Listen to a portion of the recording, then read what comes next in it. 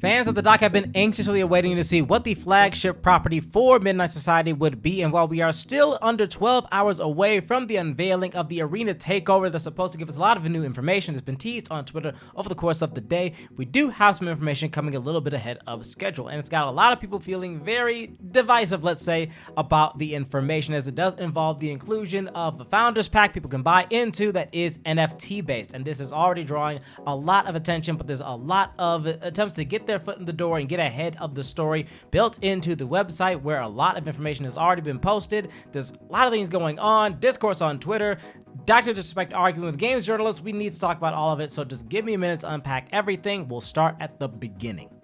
In a series of blog posts, including an FAQ, Midnight Society outlines a process for getting involved in the games. Yes, games is plural here, which we'll touch on again later. To gain early access, amongst other benefits like voting rights on game features and access to a unique avatar, you need a Founders Pass, which should be sold for $50 and will be limited to 10,000, and you have to submit an application to even get the chance of participating.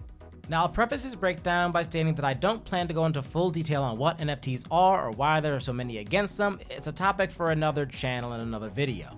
But suffice to say that despite the advertised functions and investment opportunities, many were disappointed to see their inclusion for all of the reasons that you will find on Twitter in response to these threads, and as you can find in, again, more detailed breakdown videos specifically about NFTs. This included Brad Norton, deputy editor for Dexerto, who made the following post when the news dropped.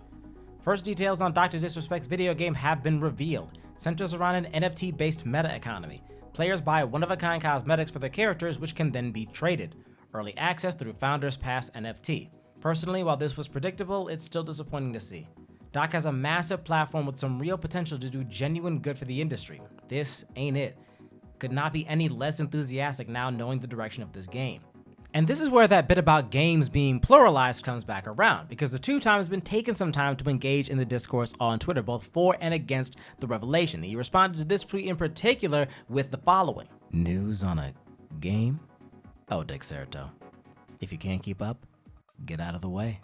Dexerto isn't the only publication drawing heat either. Isaac McIntyre, editor for Esports, stated, "My excitement for Doc putting his own stamp on the gaming industry, especially considering how vocal he is about design in Warzone, Apex, etc., plummeted from 100 to 0 in minutes. Big mistake leading with gimmicks like this." We're not just talking other publications either. Ducky, also of Dexerto, called on Chris Pollock, who works at COD's own Demonware, in an exchange the Doc personally dipped into. Save us, please. No need, just grab the popcorn and wait for the implosion.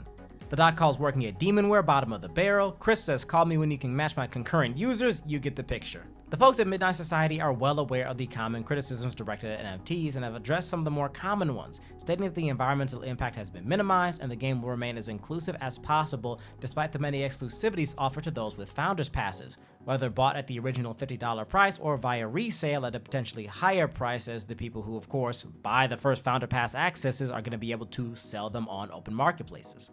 There's a lot of new questions on the board for the future of Midnight Society. Will all this attention net positive or negative? Will they be able to make people who buy into the marketplace feel special and satisfied with the money put in without making those who just want to play the game feel like they're second tier? Are they going to be able to sufficiently, in a world that is already full of pre-order bonuses, exclusive Discord servers, and all of the sorts of things, be able to justify the inclusion of NFTs despite all the criticisms that they do things that are already possible without all of the baggage?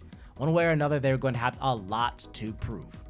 But providing answers to questions like that isn't my job, it's yours. So do drop a comment down below with your thoughts on this situation. How are you feeling about this news? Are you one of the many disappointed to hear about NFTs inclusions in the Docs project? Or do you feel like the star-studded cast that we have discussed on this channel before in a previous video breaking down all the people involved in Midnight Society is still going to be able to produce a game that will shine despite all of this, and any negative attention here will inevitably be buried or at the very least mitigated by the fact that the underlying game will be solid?